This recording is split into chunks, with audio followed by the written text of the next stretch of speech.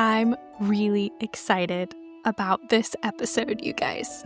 Welcome back to Magic Like This. I'm your host, Christina Wallace, in case you're new here. And this is a C.S. Lewis book club that I am privileged to host. And right now we're going through the Screwtape letters together, letter by letter. And this episode is going to be looking at letter 20 in the Screwtape letters. And the reason I'm so excited about this episode is because I had the opportunity to record with my mom. Now, if you've been around for a while, you'll know that I grew up in America, but I moved to the UK when I was 18, and I've lived here ever since. I'm now a citizen of the UK. This is my home. This is my country. But it does mean that I don't get to see my family very often. And my mom is one of my best friends, and I don't get to see her a lot. And I had the opportunity to record this with her while she was visiting me over this end of summer. So the reason I wanted my mom on for this episode is because letter 20 is interesting, and Lewis is kind of carrying on the theme of exploring sexuality and the various ways that spiritual warfare manifests through the vessel of human sexuality. And one thing that I just want to kind of call a spade here is obviously the patient in the Screwtape letters is a male, and Lewis is a man, and obviously is writing from the perspective of what a man struggles with sexuality. And I don't feel equipped to speak to that. Not to say that men and women don't necessarily struggle with the same things sometimes, but I didn't really feel equipped to speak on behalf of the elements of this letter relating to sex and sexuality. And also, I felt like there was a part of this letter that really touched on things that I can speak to, and specifically that my mom can speak to. But I'm prefacing all of this with just I guess a bit of a disclaimer, because I come from a background where I was raised during the purity culture movement in evangelical America. I am not in favor of the purity culture movement, and a lot of ideologies came out of that movement that I fundamentally disagree with. But one of the kind of softer aspects of what I think is linked to the purity culture movement was the evangelical church's approach to just ministry for women. When I've gone to women's conferences, and there's a lot of books that I've read that are Christian books geared towards women, there is often a real focus on beauty, physical beauty, but just the concept of beauty. And it was elevated in my experience to a point of almost talking about beauty to the exclusion of any other aspects of discipleship for women. You know, I was just told, you're a beautiful daughter of the king, and that's that, as though the only wound that I could ever really struggle with is my physical insecurities. And I just, quite frankly, resent that, because it feels like a really patronizing, shallow approach to who I am as a disciple, to reduce all of my different spiritual struggles down to just physical insecurity, felt really frustrating to me growing up. That being said, I also think that there can be the temptation to go so far in the other direction that we completely disregard the fact that in a media-saturated secular world, we are inundated with imagery through, magazines and advertisements and films, and for some people, pornography. We're inundated with a narrative about how we're supposed to look and what makes us physically beautiful. And I'm saying physically beautiful because I think aesthetic beauty is just one attribute of beauty. In fact, there's a really stunning Substack essay from one of my Substack buddies, Isaac, and it's all about beauty and C.S. Lewis. So I will link that in the show notes, and it talks so much more about like the robust definition of beauty, like godly beauty. But aesthetic beauty is one aspect of beauty. It's not the entirety of beauty, but it's one element of beauty. And wanting to look and feel beautiful, it is a thing and it matters. And we shouldn't treat it like it's just inherently vain and shallow, because I actually think a desire for beauty is part of the image of God in us. But that being said, I don't like it when people are reduced to just like the sum of their physical insecurities, as though that's all that women struggle with, or anybody for that matter. So there's this balance that I really wanted to strike, because in this letter, Lewis is touching on this. He talks about how throughout different eras, what is beautiful shifts. The ideal female body is different from era to era, but the way that spiritual warfare, the way that Satan infiltrates these media narratives to tamper with our understanding of beauty, then has a direct impact on our sex and sexuality. And so I really wanted to hone in on that particular part of the letter and talk more about what our response should be to our understanding of beauty in general, but also personal beauty for us, like how we can experience feeling beautiful, both aesthetically, like in the way that we look, but holistically, like a soul level amount of beauty as well. And I wanted to do it whilst attempting to avoid cliches. One other little disclaimer too that I just want to add in here before you listen. This is probably me being like extra sensitive, but I would rather be extra sensitive so as to not alienate anybody who's listening to this, because I'm so glad you're here and I like you and God loves you so much and I want you to know that. There is a section of letter 20 that I quote in this conversation with my mom, and in it, Lewis is talking about those various different eras of how society portrayed beauty, and he specifically describes like a boyish figure of women's bodies specifically, and how that particular era had kind of manipulated the narrative so as to portray only a boyish figure of a woman's body as sexually attractive, and how that boyish figure is linked to women who are less willing or less able to bear children. And that in isolation could be like just really hurtful.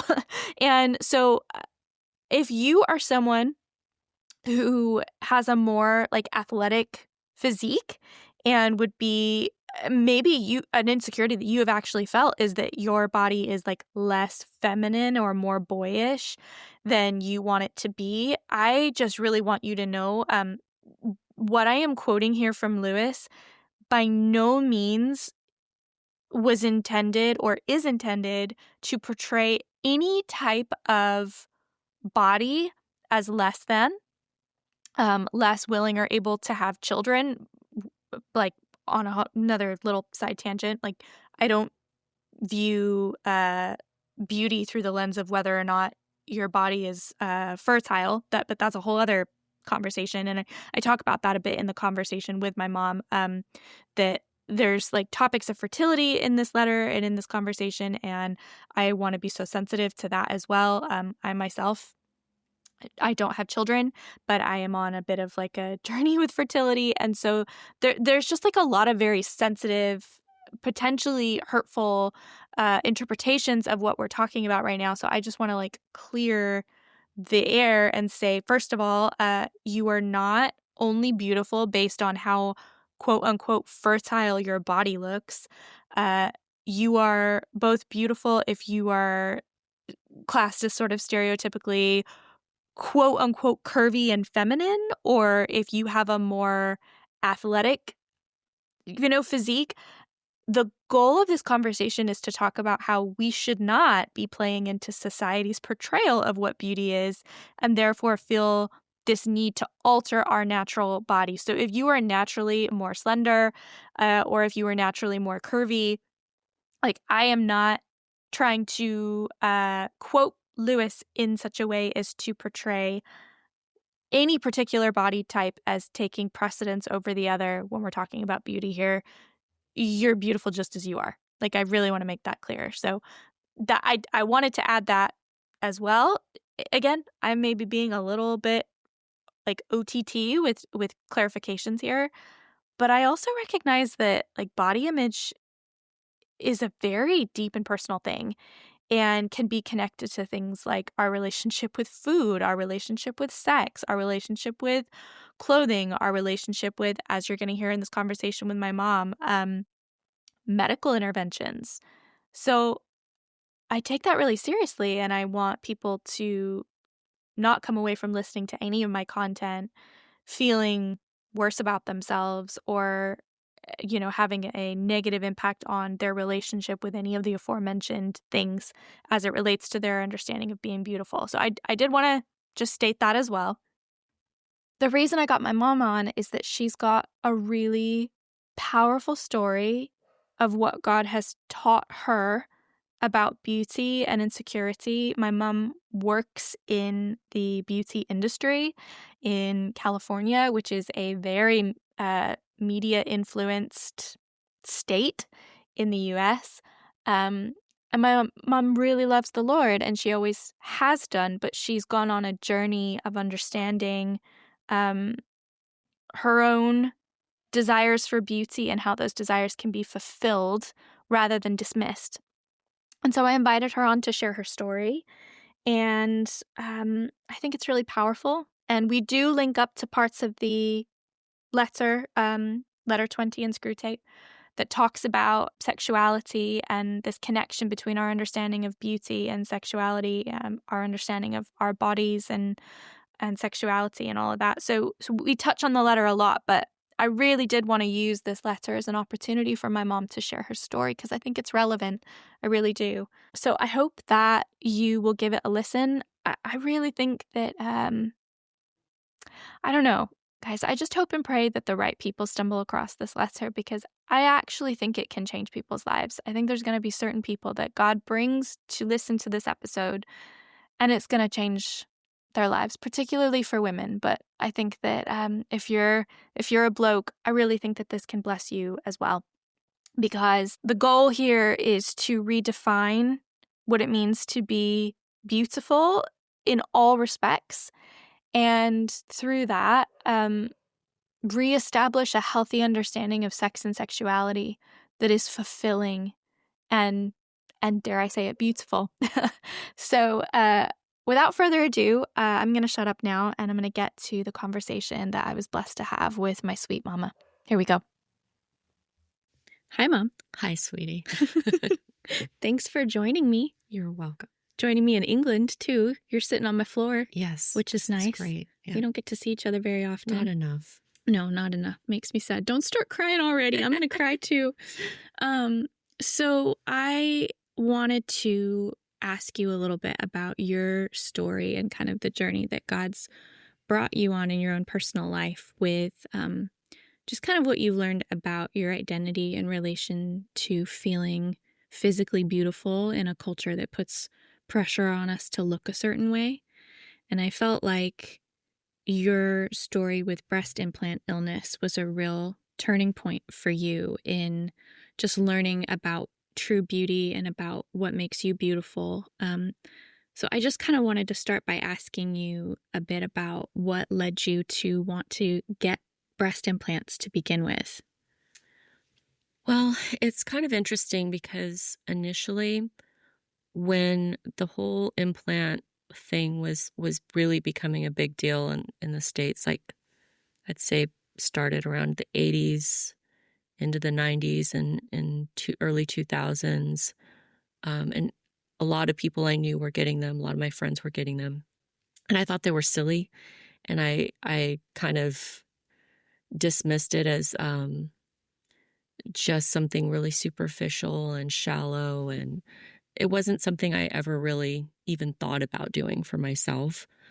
Um, and so I think that sometimes where you're at in life really can determine where your headspace is in regards to what you're wanting to do with yourself, with your identity or how you feel about yourself. So I was pretty secure in myself for a long time, and then, or at least I thought I was. I felt pretty secure enough to say that's not something I ever wanted. And then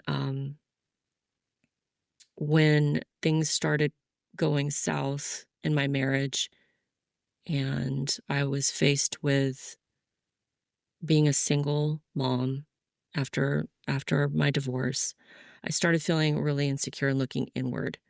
And I just wanted to do anything to feel better and feel attractive.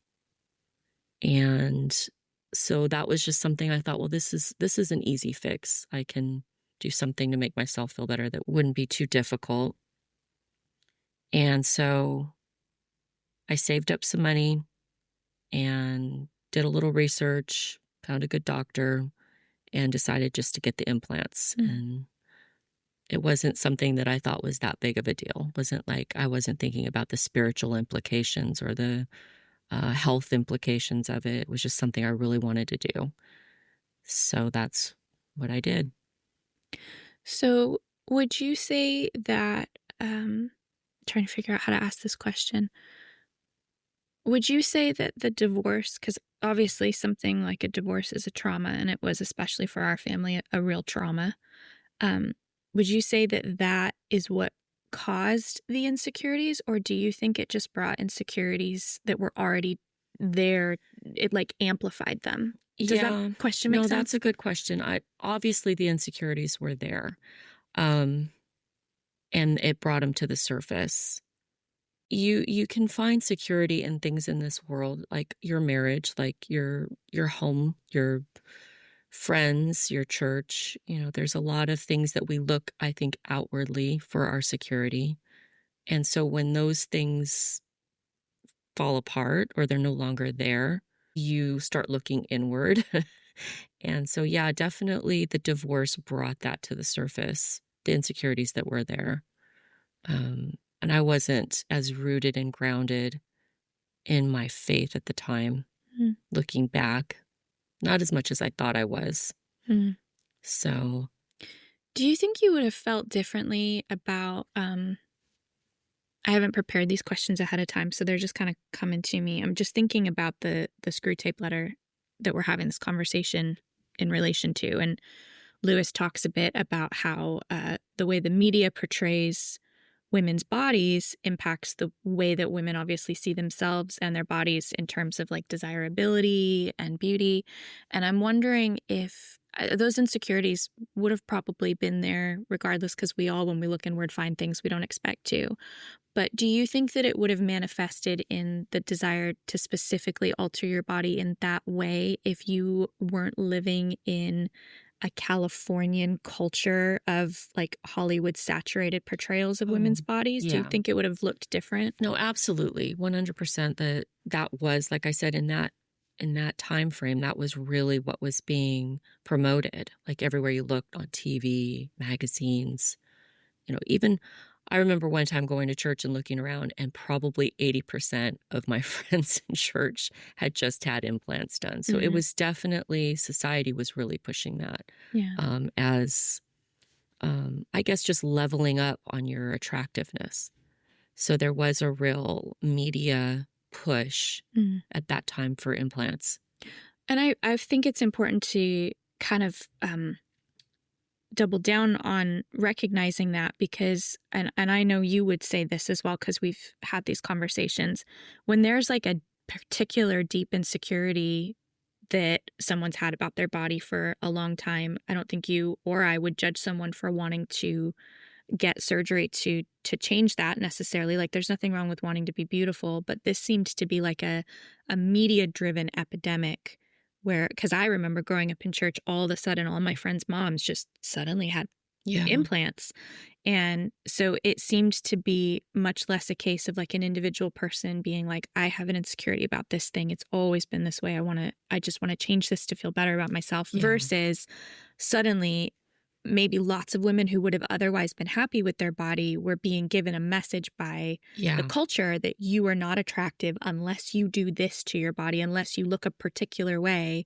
And suddenly, actually, everyone's bodies kind of looked the same. It felt like a conveyor belt where the motivation for doing the breast augmentation was very much a symptom of like a cultural narrative that we were being fed of this is what beauty looks like and nothing else. Right. It felt like an agenda for sure. Yeah. Yeah. So did you feel better after you got the implants? That's the funny thing. No, initially, no. My first thought was kind of like, oh, what have I done? Really? Um, I didn't know that.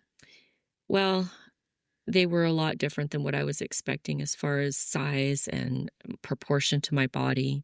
And I just kept telling myself, well, I'm still in the healing process. So I'm just, gonna wait and see how I heal, and hopefully everything will even out. But um, I think I felt more self-conscious afterwards. I just didn't feel um, like myself. It was an obvious change that I don't necessarily know was for the better.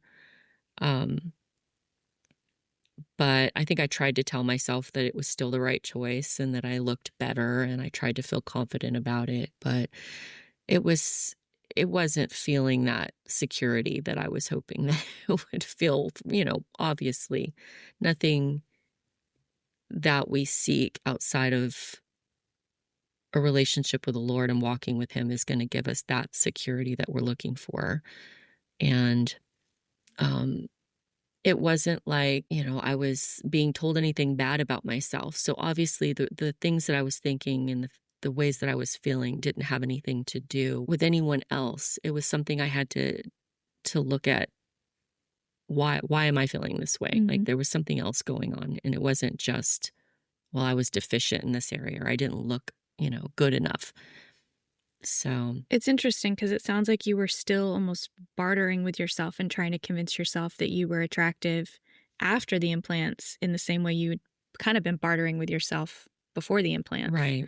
There was this like deeper wrestle of like what makes me beautiful, Hmm. that and you were there was like a, well, if I just have this kind of. Exactly. If I That's can just interesting. look this way and Yeah. fit into society's idea of what's pretty, Hmm. what's attractive, then I'll feel good enough. Yeah. Yeah. And you said it like after the implants, you were still feeling insecure, and that wasn't necessarily based on anybody making comments. Did anyone make comments about you before? Um, no, not in that regard. No. No, I think it was more kind of like what you brought up earlier. I think it was just that societal thing. Well, like, this is what we're supposed to look like right now. This is what is acceptable. This is what's going to be considered attractive. Mm. And maybe it'll just give me a little bit of a boost that I need a leg up on getting back out and being in the dating world again and all of that. So, Yeah, sure. um, So when did you start to seriously consider that maybe it was a mistake to have surgically altered your body in that way? well, one, realizing that that wasn't the answer to my feelings of feeling insecure. That wasn't what was going to Because you make were me still feel feeling better. I insecure. was still feeling insecure. Yeah, okay. Um, but about 5 years in to having them, I started having these rashes on my face. And I'd never had any kind of problems with eczema or anything like that. And I didn't know what it was at first. I was just thinking maybe um, I was having a reaction to something I ate. And so I went through the whole gamut of trying to figure out what was going on. I went to my primary care physician. They recommended I see a dermatologist. Dermatologist didn't really know what was going on, but it was presenting like eczema. And every couple of weeks, I would have this rash develop on my face, would start on my eyes. and it was really painful, really uncomfortable. Mm. I work in the beauty industry, so that was difficult because I was trying to cover up this rash as I'm going to work and having to face the public. So that was hard, but I was also feeling kind of sick. I was waking up in the morning feeling kind of fluish. And so I started looking up things online, like these symptoms that I was having, and breast implant illness kept popping up, and it clicked, and I realized I think it's the implants. And so I pretty quickly felt like this is what it is. And I talked to my husband about it, and I told him, look, I want to get him out. I think this is what's causing me to be sick. And This was just to clarify the timeline so that you remarried to my yeah, I stepdad. had since remarried Yeah. to a really Good man. good husband, Yeah. very supportive. And he instantly said, whatever you need to do, I'll support you 100%. And it was just a gut instinct. It wasn't like a doctor told me this is what it was. I just felt that this was what it was. So, so yeah, I regretted it at that point, especially because I thought now I've done something to harm my health. And it was kind of a scary feeling. I felt like I had this ticking time bomb in me of something that was making me ill. You're having like an autoimmune And disease. it was absolutely an autoimmune response to the implants. And I had been careful. I thought I had been careful about what kind I had put in saline because I thought that would be safer than silicone. But after doing research, I realized that it doesn't matter. Your body is responding to a foreign object, and there is a certain amount of silicone in the casing of the implant. So yeah, I just started researching and looking for a good doctor, somebody that really knew what they were doing, because it's not a simple procedure to have them removed. I found a good doctor down in Sherman Oaks and did a few consultations, and he was the doctor I ended up going with. And yeah, got that going, set up an appointment or scheduled a surgery date to have them taken out. And that was really by God's grace too, because you got them taken out right before lockdown. The timing wasn't it like within days? Fully God's grace. It was in 3 days of lockdown that I had them removed. 3 days before lockdown hit. 3 days before lockdown, yeah. Wow. So yeah, that was by the grace of God that I got him out when I did, because everything shut down for quite a while. Yeah, they stopped doing surgeries. Yeah. Now, I want to ask a little bit more, because I'm just thinking, my hope and prayer is that there is at some point going to be a woman who listens to this where it maybe helps them if they're having symptoms like you did and they don't know that breast implant illness can cause this kind of autoimmune reaction. Because from memory, you went down, like, you're really good at research, and you went down like a real rabbit hole with learning about breast implant illness, and you found a Facebook group of women. Yes. And you learned a lot through that. Now, correct me if I'm wrong, because it's been a few years, but didn't you learn that there are certain states where they're still trying to push through legislation that requires surgeons to make women aware of the risks of breast implants? Yes, there have been laws passed, just even more laws since I've had mine removed, that require a just full disclosure of the possible health complications that can come along with implants. And this is fairly new, within like the last, I'd say, 6 or 7 years. So we're talking, if we go back then 8 years, only 8 years ago, it was not a legal requirement for surgeons in certain states to make women aware of the health risks. There are still, even now, doctors that don't believe in such a thing as implant illness, breast implant illness. Plastic surgeons? Correct. Who don't believe there's such a thing. Correct. Even though there are other experts in the field, other surgeons who are like your surgeon who removed them, who is actively removing them because women are coming to him with autoimmune responses. Right. That's why it's something that's had to go to Congress, and there's a lot of women who have fought to make it a law that there has to be certain disclosure. Yeah, that women on need the possible complications go of in, implants. knowing what they're...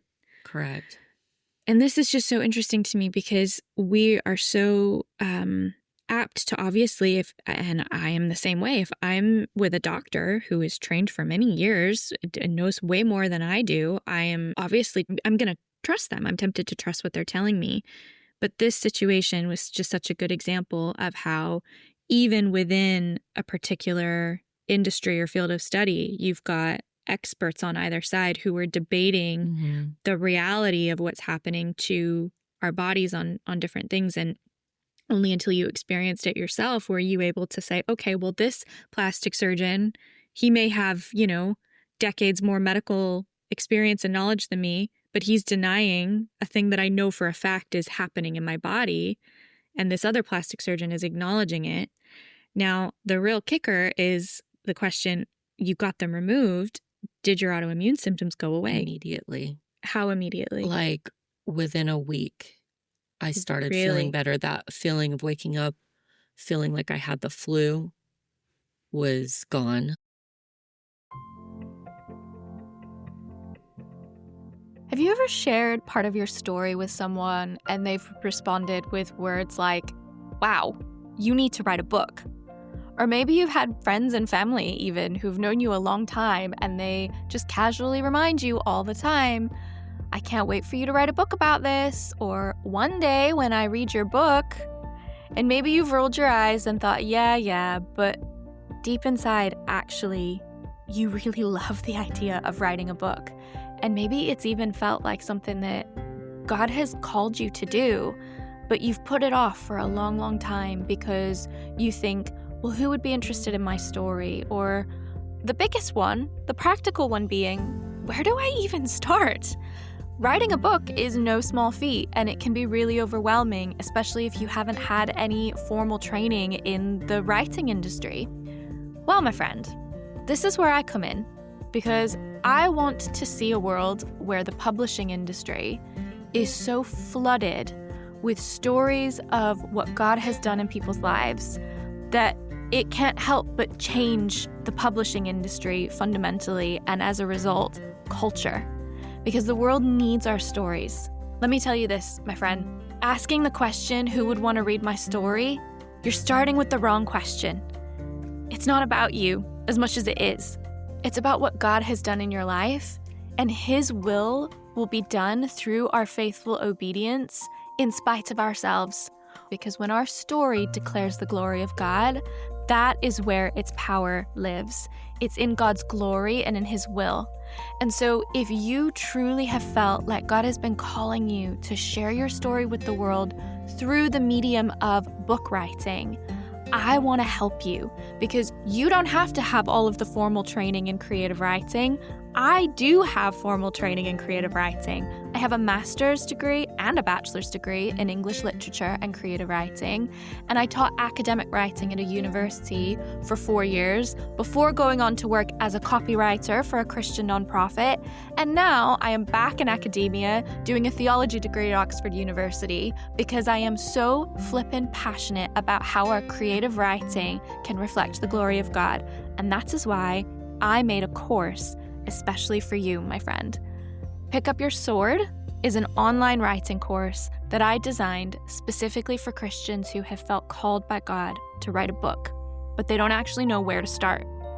Over 4 modules, we will brainstorm your ideas, we'll clarify the point or message of your book, we'll discover who your ideal readers are, as in, who is your story going to serve, which, by the way, really important question to ask and have an answer to before you start approaching literary agents or publishers. And then we'll work to develop a robust chapter-by-chapter outline that organizes your stories, your themes, and your ideas into a blueprint so that you can actually get started on your manuscript and stop dreaming about a someday world where maybe you'll write something. We're going to give you the tools to actually get writing. This is a masterclass in mapping out your book idea so that you can confidently approach a literary agent with clarity and purpose. And most importantly, so that you can write your manuscript with discernment, conviction, and obedience to God's purpose for this creative work in your life. Because let me tell you something, my friends, when we embody our creativity, We are living out parts of the image of God in us, and it is an act of worship and an act of evangelism, meaning that when you write, you connect deeply with God, but the product of your writing also helps others connect deeply with God. That is the beauty of creativity. Everything in this course is underpinned by prayer, inviting the Holy Spirit into the process. It's a creative, spirit-led meets practical, action-based course. And it comes with admission to my student group, Writers of the Round Table. How cute is that name? Where you get live support with me over Discord. So if you've been putting off writing your book, but you know that this project can't be ignored any longer, you know that God has a purpose for your story that is bigger than you, and you are ready to take action, I would love to come alongside you and help you turn your book from a vague idea to a holy pursuit. Admissions are now open for Pick Up Your Sword, and you can head over to christinalynwallace.com/course to enroll today. The link will be in the show notes, and I can't wait to see you in my next cohort.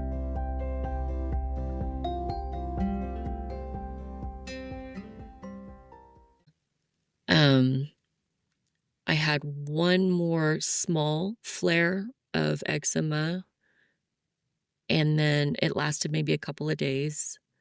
And then when that healed, I never got another one. You never had it again? Never had it again. So my body literally was just healing on it, doing what it was supposed to do. My immune system was going back to normal, and I could feel it. I could feel it. And so you could see it in my eyes. My eyes were more clear. Yeah.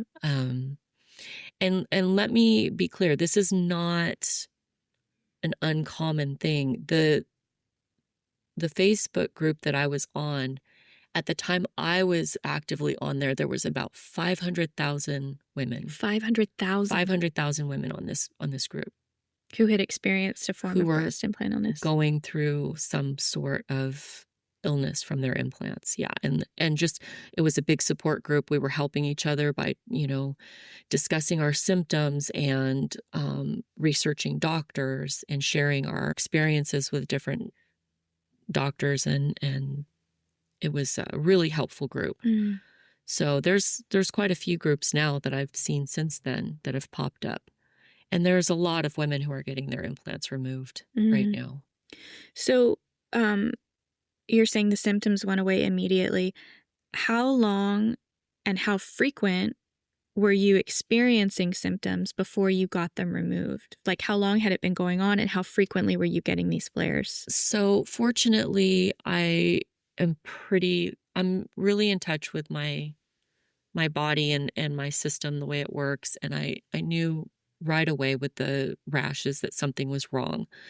So I didn't let that go too long, probably about a month, maybe a month and a half, before I started really researching and trying to figure out what was happening. So I had probably been experiencing it. I was having the flares every 2 weeks. Okay. I would get a flare. It would last maybe 3 or 4 days, go away, and then a couple weeks later it would come back. And so it was becoming really, really constant, problematic. And how many months did that go on before you were able to get them removed? That went on for about, I would say, 5 or 6 months before I had them out. And then you had them out, the symptoms immediately stopped. They immediately stopped. And they never came back. They never came back. So there's not really a question that that's what caused it. There's not a doubt that's what it was. And you've got 500,000 women who are all experiencing the same things, presumably many of whom on that group, their symptoms also stopped after getting them removed. Well, some of these, there's a lot of women, they're all at different stages. Some had implants for 10, 15 years. Interesting. Some had implants for 2 years, but their symptoms were worse than mine. Well, that was something else I wanted to ask, is because your symptoms didn't start until 5 years in. Right. So there's not really a formula to say after X number of years of having them, you might experience these symptoms. Different people's bodies reject foreign objects at different rates. Their immune systems react differently. I mean, I have an autoimmune disease that attacks my own spine. So there's not, you can't give out a formula to say you will know it's breast implant illness if XYZ things happen. The kind of core message here is if you put a foreign object in your body like that, there is a risk that your body will reject it because God made our bodies to know, in theory, what should or shouldn't be there. Right. Obviously, autoimmune diseases, that's not always the case. My body is not reacting to things the way it was designed to with my autoimmune. But I think the understanding of how our immune systems can react to things is maybe not super well talked about in layman's terms among society because there's so many different factors involved as to what can trigger the immune system in different ways. But like certainly my generation, I see so many more people with autoimmune diseases. Yeah. And I think breast implants are just one more of those variables that can cause our bodies to freak out and react and reject something. And that's something we certainly the experts in the field need to be making people aware of the risks that they are taken into their own hands by getting a breast augmentation. Absolutely. Every time there's a foreign object in your body starts to go into a mode of working to protect itself. Mm-hmm. So even during the journey of finding a good doctor, one of the things that I had to take into consideration is a doctor who would know how to go in and remove the capsule that forms. So what happens is with implants, your body recognizes there's a foreign object and it starts to create scar tissue around this object, which is called a capsule. And it does that to protect itself. And so you have to find a doctor who can go in and remove that capsule along with, because it'll attach sometimes to your rib cage. It can be very complicated, but it's important to remove that capsule because if there's any kind of bacterial contamination or silicone breakdown, it's Within the all scar contained tissue? within that capsule. Oh, So wow. that capsule being intact is really important if they take it out like that to keep anything that could be harmful to your body from entering into your chest cavity. So, yeah, I mean, we have enough things that inundate our immune system without voluntarily adding to that and putting something in our bodies that can cause an immune response. Now, my body might have been like fighting and fighting and fighting, and then it was almost like adrenal fatigue. Towards the last part of that 5 years, the immune system just couldn't do it anymore, and it started turning on myself, on my own body. So linking this back into kind of the like wider discussion about our understanding of identity and beauty and the journey that you've kind of been on. So I'm just thinking about how like beauty is a person, right? God is beauty. Literally everything that is beautiful is him and was made by him. And there is nothing wrong with wanting to be and feel beautiful. I think that's part of the image of God that's made in us is we want to, like, I think of that verse, those who look to him are radiant and their faces are never covered with shame. I don't think there's anything wrong at all with wanting to feel radiant and beautiful. I love clothes because for me it's this very artistic way of expressing beauty. I love color. I love the way fabric moves. It feels almost like an art installation on my body that is just a fun way of expressing my creativity and my beauty. So I don't want to get into like any or I don't want to imply through this conversation that there's this black and white dichotomy where to want to be aesthetically beautiful is somehow like sinful or wrong or goes against God's design. Because I actually think wanting to be beautiful is in keeping with God's design for us. But it's the way that society has repackaged this idea of beauty and fed it back to us and told us this is what beauty looks like. This is what sexual desirability looks like. That making beauty and sexual desirability interlinked too, that those two things inherently are connected in society. And this is what Lewis talks about in this letter a lot. And so I'm just kind of curious if you would be able to share what I like witnessed, but in you, but in your own words, kind of the journey that God's taken you on from saying like point A, pre-breast implants, where you were feeling really insecure and you didn't necessarily realize that what was going on was deeper. You thought the implants would kind of solve that insecurity to post implant removal. I saw a real change in you in your relationship with the concept of beauty and your relationship to beauty in terms of like how you saw yourself as beautiful, your understanding of what beauty was, all of that kind of stuff. God really brought you on a journey, and I'm just kind of curious, like where you're at now, and especially working in the beauty industry. You work with girls who are coming in all the time looking for products to make themselves feel more beautiful, and you sometimes get a chance to like, share a little bit of your faith with them because your understanding of beauty and who gets to tell us what's beautiful and what beauty actually means, that's changed a lot for you, I would say, over the last 10 years. Yeah. So in like, if you were able to kind of put it in your own words, like what would you say your relationship is with your like body now and how you feel about like what makes you beautiful? Well, obviously getting the implants was just a symptom of another problem, of a deeper issue that was going on, which was I had kind of stepped away from my faith in a lot of ways. And not that I stopped believing, I never stopped believing, but my faith had been shaken quite a bit with my life, going in a different direction than what I had expected it to go in. And I think that being sick for a while gave me an opportunity to kind of reevaluate where I was putting my focus, where I was putting um, my security, where I was putting my identity. And it was like a reset. And it was an eye opener. It was making me realize that when you look to the world for those things, the world is just going to make you sick.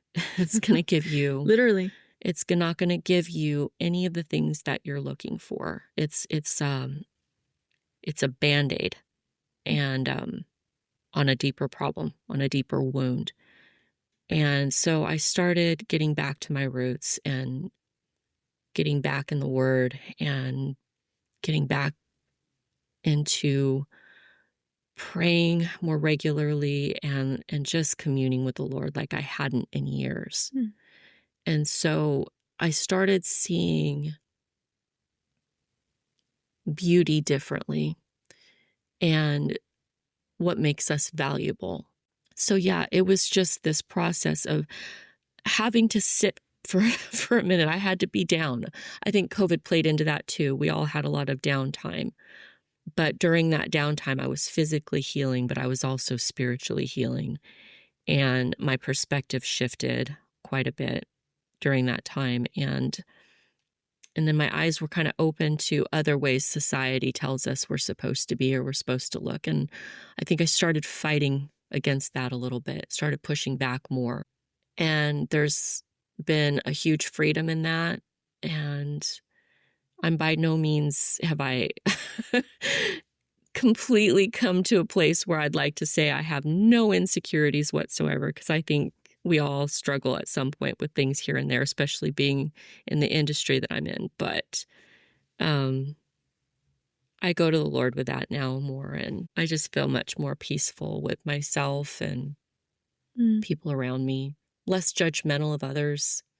Wow. I feel like sometimes when we judge ourselves, and it kind of, we project that onto others. So when you're not judging yourself as much, you're less judgmental of other people. That's interesting. I hadn't actually considered that. Yeah. But that makes a lot of sense because you're holding yourself, if you're holding everyone by the standard that like the culture and the media fed you rather than the standard that God feeds us, we're not just judging ourselves by that. We might be judging other people by that kind of flimsy measuring stick as well. Yeah. I hadn't considered that. Well, and if the enemy can keep us focused on the external as being a means of happiness or security, then we're not really looking at what is important, the inside, the inward man. Yeah.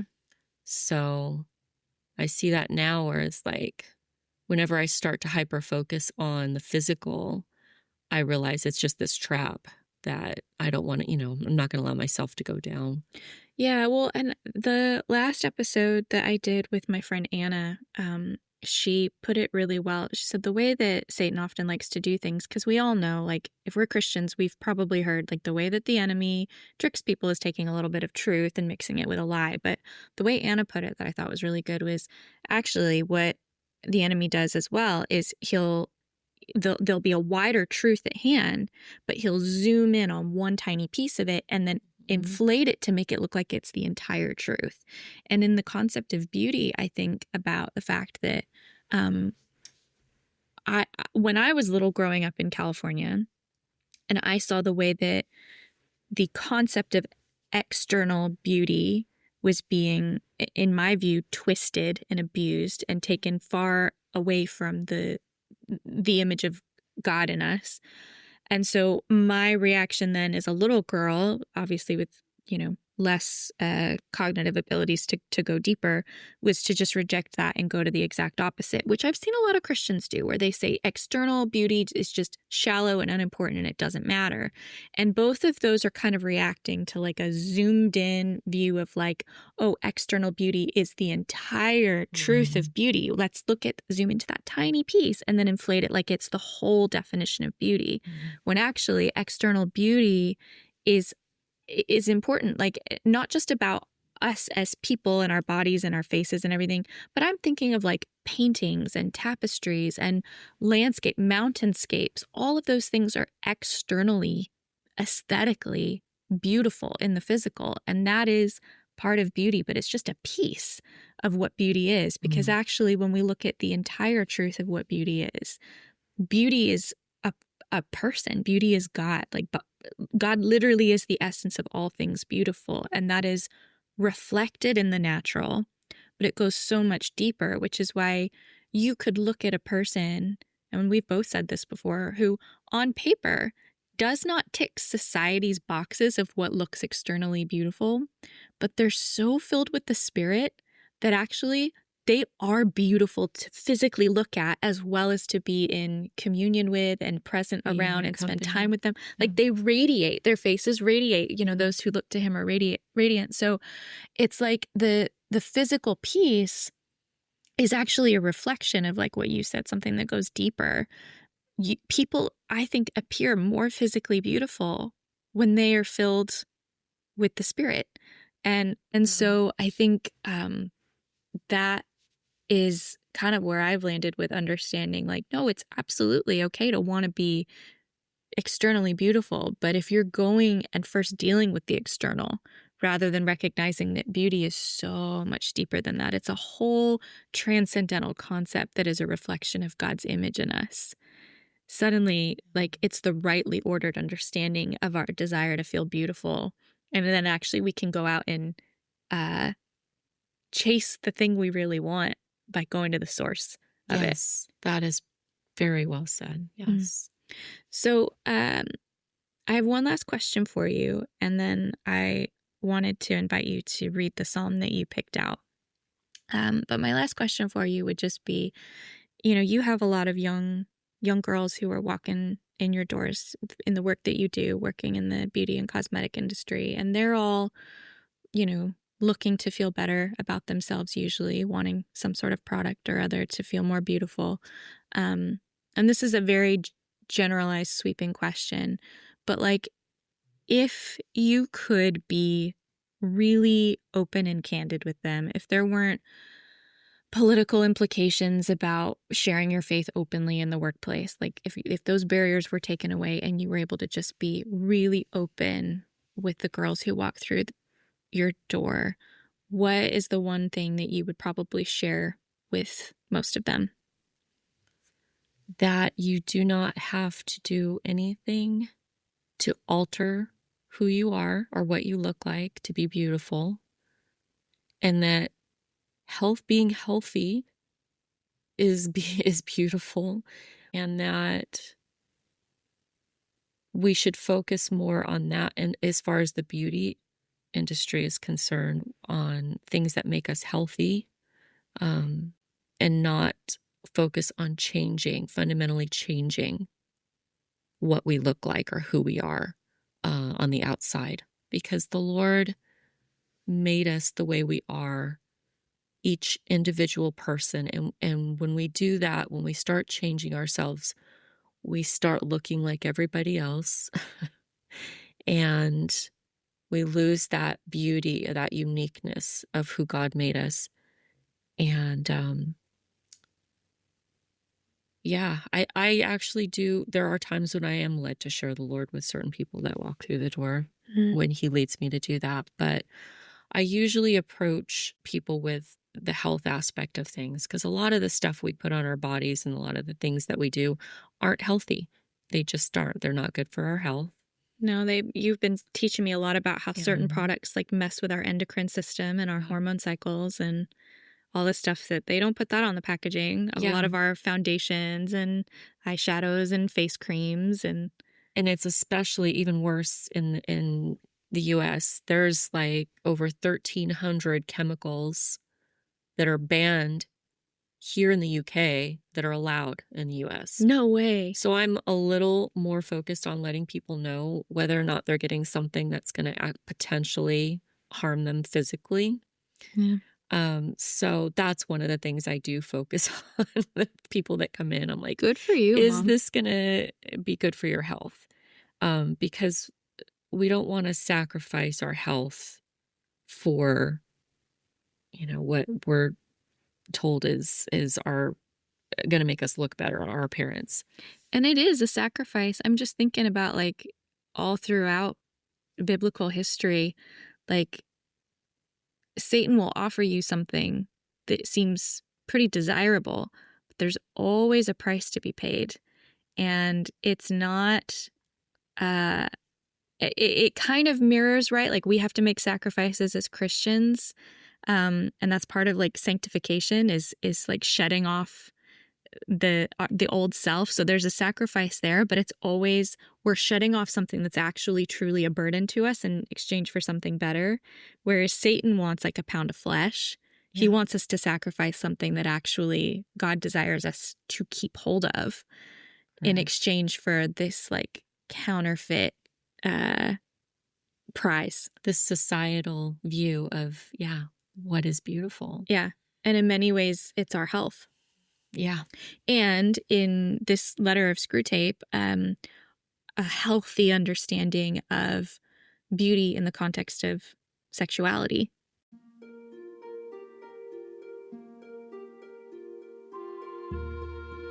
Hey, friend. This is the little moment where I tell you how you can support this show if it's blessing you and you're enjoying it. I know that every podcaster in all the land says this, but I would just gently invite you not to file this away into the white noise inside your brain, because it really does make a difference when listeners of the show who enjoy it go and leave a review on Apple Podcasts. I know, you knew it was coming, but man, would I be so grateful if you could leave a review for Magic Like This on Apple Podcasts or whatever listening platform you listen to podcasts on. Or if you could share it with a friend. It goes such a long way to getting the show out to more listeners, which is part of what helps this show continue. You can also become a patron of Magic Like This if you want to support some of the financial and operational costs of producing this show. And you can do that by going over to magiclikethis.substack.com/subscribe, where you can support the show for £5 a month. And that also helps keep this show going so that we can continue to spread the good news of Jesus through awesome works of literature from that of our one and only C.S. Lewis. Okay. That's enough of me waffling. Thanks for listening. Thank you in advance for your review on Apple Podcasts. And let's get back into the episode.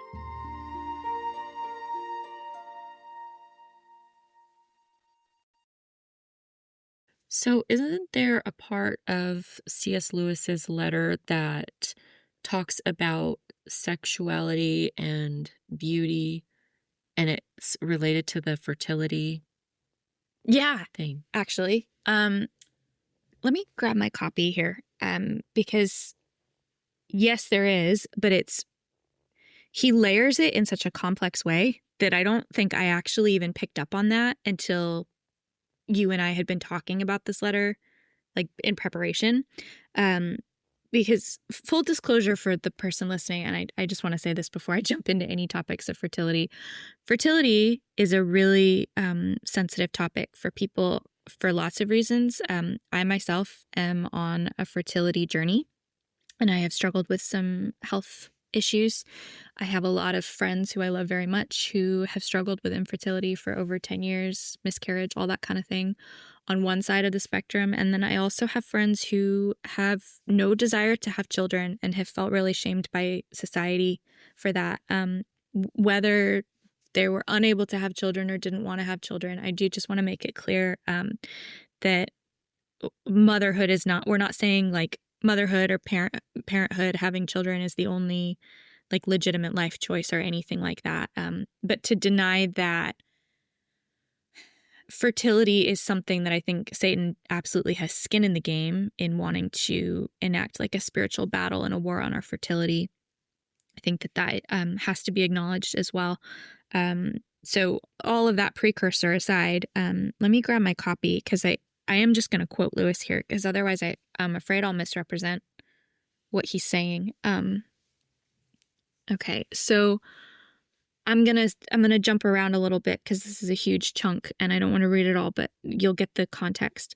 So this is letter 20, obviously, and Screwtape is saying to Wormwood, the aim is to guide each sex away from those members of the other with whom spiritually helpful, happy, and fertile marriages are most likely. And then he goes on into describing various eras of like how society portrayed, quote unquote, like the ideal woman or the ideal woman's body. So gives examples of like different like seasons of time and what was beautiful in different seasons. And I'm just going to skip down here a little bit. The age of jazz has succeeded the age of the waltz, and we now teach men to like women whose bodies are scarcely distinguishable from those of boys. Since this is a kind of beauty even more transitory than most, we thus aggravate the female's chronic horror of growing old, with many excellent results, and render her less willing and less able to bear children. So this was interesting to me that Lewis brought this up. And I also think it's worth mentioning, Lewis did not have any biological children of his own. He has adopted children through his marriage.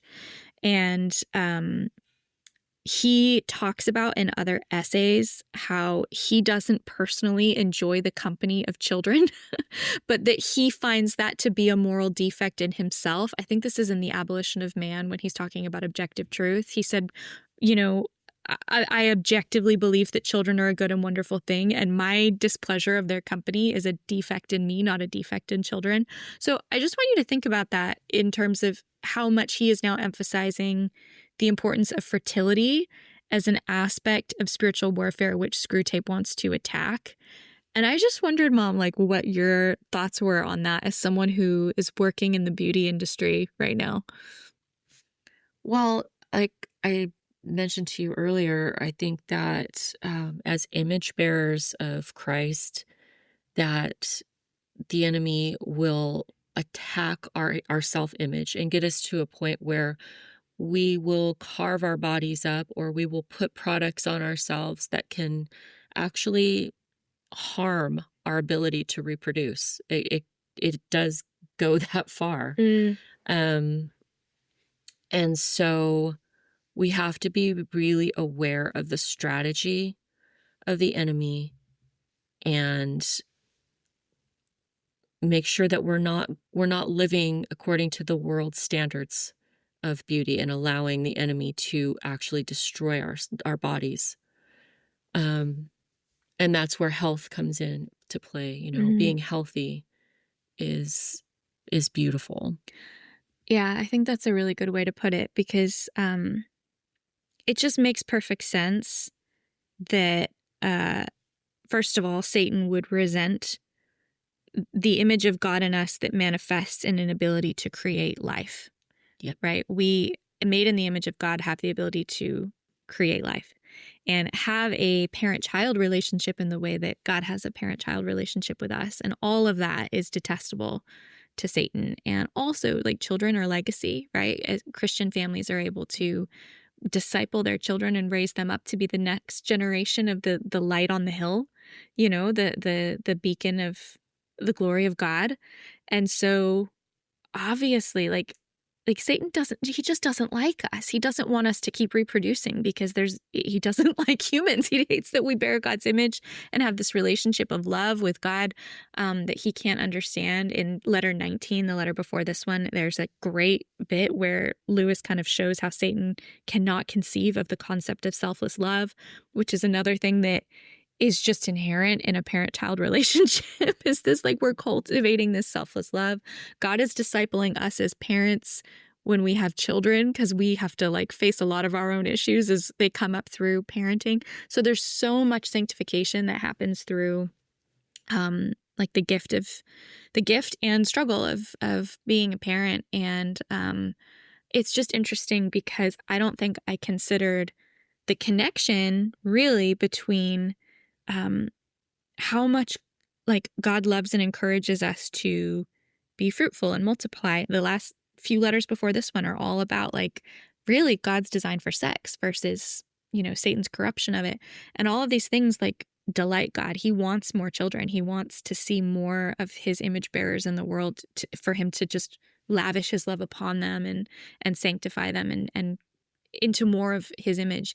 And so Satan wants to stop that. And I never really considered how that could be like a much deeper end goal on a spiritual warfare strategic level that on the surface manifests as, like, oh, just, alter your body in this way so you look and feel more beautiful.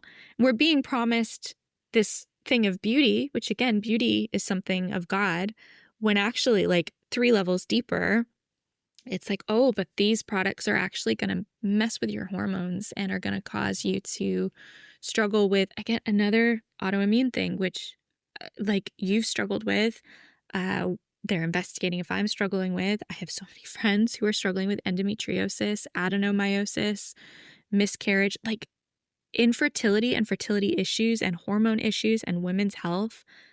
Feels like I've got a very limited perspective, obviously, from who I am and where I'm living and what I'm experiencing in the world, but it feels like an epidemic. It feels like our bodies are under attack. It feels in every way, yeah. Psychologically, physically, and especially if we go along with what society tells us to do, to be beautiful. I would guarantee about 90% of the products out there are literally poisoning us.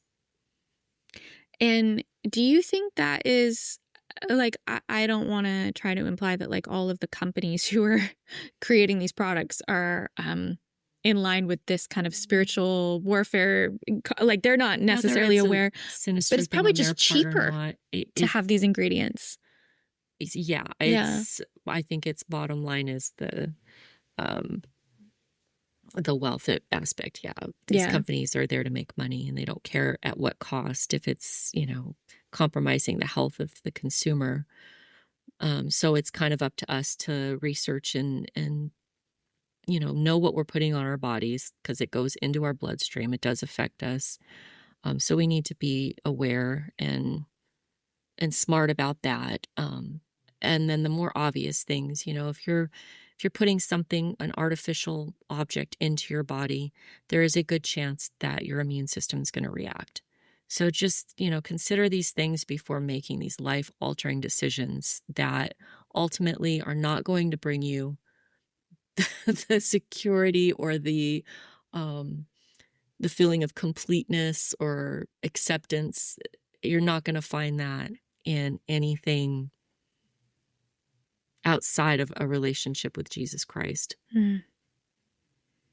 It's like, in an attempt to try to make us feel more like we're bearing the image of God, because God is beautiful, we're actually, like, subliminally being robbed of the ability to really enact bearing the image of God in other ways, like being able to engage in our ability to create new life, which is part of the real image of God. That there's like, The enemy is crafty. yeah, we're being promised one thing that we long for, which is beauty. And we long for that because God designed us to love and appreciate beauty because he is beauty. So we're being promised this. Yeah. When actually in reality, and it's that pound of flesh thing again, we're being asked to then sacrifice another part of the image of God in us for those who want to have children. And again, I don't want to alienate people who either have chosen not to have children or people who are grieving an infertility journey. This is just one aspect of the image of God in us. And by no means are you less in the image of God if you don't have children. I don't have children in this season of my life, but I also acknowledge the gift of children and of fertility. And gosh, you even see it like in pagan religion. There's this corruption, like the fertility goddesses in different pagan religions. There is this corruption of our sexuality in word, like in First and Second Kings.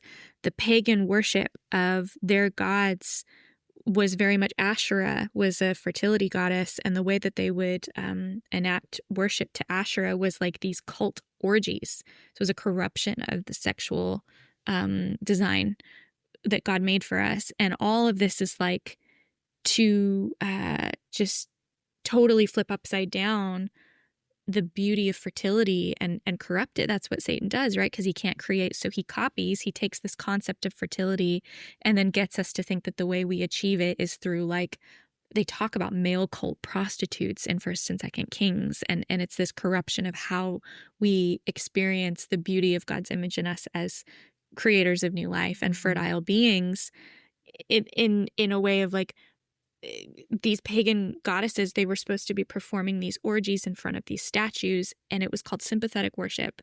So they thought if we have sex before this image of Asherah, then in sympathy, Asherah will mimic what we are performing in front of her, and her sex with, I think it was Baal. Might have been, was one of the gods that starts with a B. I should know this, but I don't. But they were like, she'll have sex with her husband, and that will enable us to have more fertility. But it all started with a corruption of the design of sex for us. It's all connected. The enemy's always been very concerned with our fertility, with our ability to create, our God-given ability to create. So yeah, it's something that we need to be aware of, and just God wants us to be healthy. You know, he wants us to be healthy and whole, and the enemy does not. Mm. And when we look to the world, which he has a good amount of control over, it's going to lead us down a road of being unhealthy. So, and I want to just kind of finish off on that line of thought with a little bit of hope.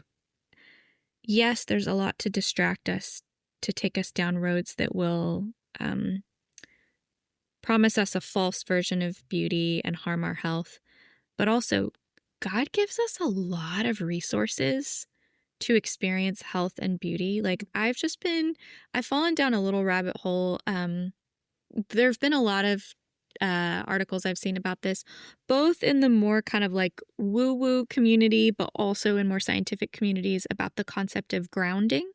So when you stand barefoot on soil, not on concrete or anything covered with like a more man-made artificial substance, but when you just like root yourself on the ground, something about like the electromagnetic cycle that pulses through your body into the earth, like reduces inflammation and heals you.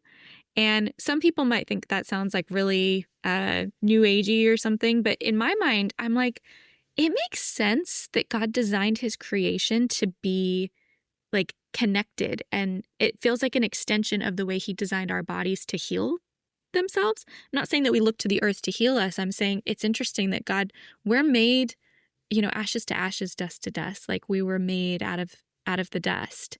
We are part of the ecosystem of God's creation. And I just love the idea that God's own green earth just by standing barefoot on it might help reduce inflammation in our body. And that's how accessible natural healing through God's design is for us. I haven't done loads of research into this, so this isn't a hill I would die on.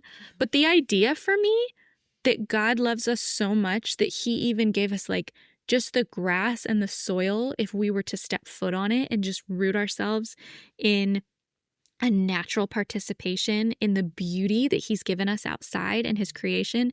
He lavishes his love on us so much that even the rest of his creation can be in sync with like reducing our inflammation levels and can be healing. And things like, originally like medicinal treatments were through plants, and still are. Many plants help us heal in certain ways. Like God has gifted us so many natural ways to be healthy. Like our first commission was to be farmers, to eat what we grow of the earth. So, there might be all these products that were being sold that are messing with our endocrine systems and our health.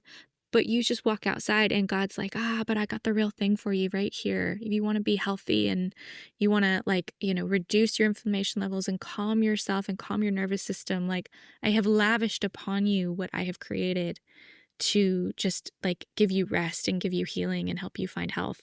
I think that's beautiful. It is beautiful. Yeah, we need to get back to our roots that way. Well, Mom, thank you so much for talking with me about this and sharing a really vulnerable part of your story. I know your eyes are bugging out of your head right now. I really appreciate it. And I know that this is not your normal thing. My comfort zone. I know public speaking is not your bag normally, but I know that you were willing to do this in hopes that it would help, particularly other women who are maybe either experiencing breast implant illness without realizing it or are considering implants and don't know the risks. Like the hope and prayer that we've had over this episode is that God would use it to just help people who are considering this procedure to be able to go into it with their eyes wide open, whatever they may decide, that they would know how to prioritize their health in the process. Absolutely. Because God cares about our well-being very, very much. Now, you didn't know that I normally end these episodes with a psalm, but you had just shared with me when we were talking about it that God had given you a psalm for this conversation. And so I was wondering if you would be willing to close us out with this psalm that you felt really spoke to you and kind of connected to your story. Yeah. There was a particular verse that I was reading in Psalm 119 that really stuck out to me. But I'll go a little before the verse. It's, you have dealt graciously with your servant, according to your word, O Lord. O teach me true understanding and knowledge, for I have trusted in your commandments. Before I was afflicted, I went astray, but now I keep your word.